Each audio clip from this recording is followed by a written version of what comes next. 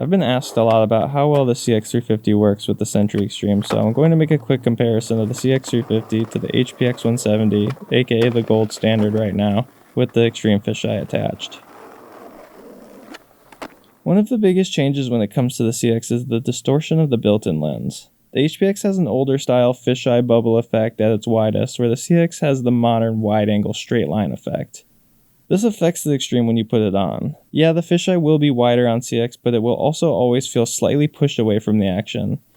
I constantly felt like I needed to be in the danger zone filming, then in playback I didn't feel properly rewarded for doing so. You can slightly help this with some lens distortion correction in post, which I strongly recommend, but this is really a good reason why the HPX shines. Also, side note for anyone wondering, this is also the case with the HPX270 and the PX270, which share the exact same BAO as the HPX, but not the AC160. Another big inconvenience to the CX is it needs to be at least f8 if you're going to get a sharp 4K image in the center, and I would advise not going anywhere below f5.6. And this is very strenuous for night and low light filming. The HPX equivalent f-stop is about 3.4 I've found before the image starts softening up.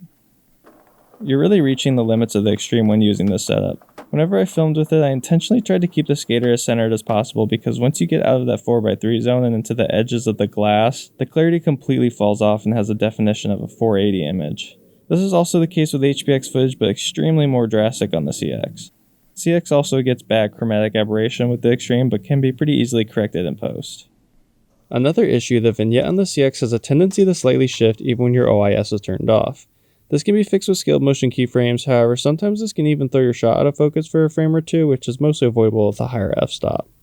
I filmed Jake Hayes' E30 New Balance part with the setup as a test to see what I could pull from this camera. It was a fun experiment as I felt it fit New Balance's overall high production aesthetic more so than an HPX would.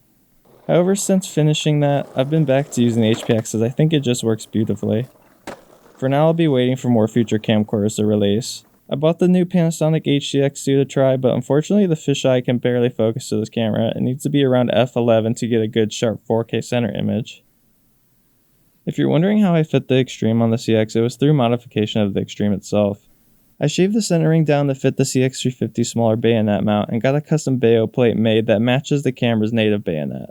The process was decently expensive, I think around $1,200, and the Xtreme is permanently shaved down now and would need further modification to fit an HPX again. Given the end result, I would actually say it's a pretty decent setup considering lack of options.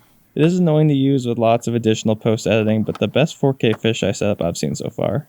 All skate filmers are in a bit of a rut right now as the market has shifted away from hour needs, so I just wanted to share my experience to spread knowledge and hopefully further skateboard filming into a desirable future.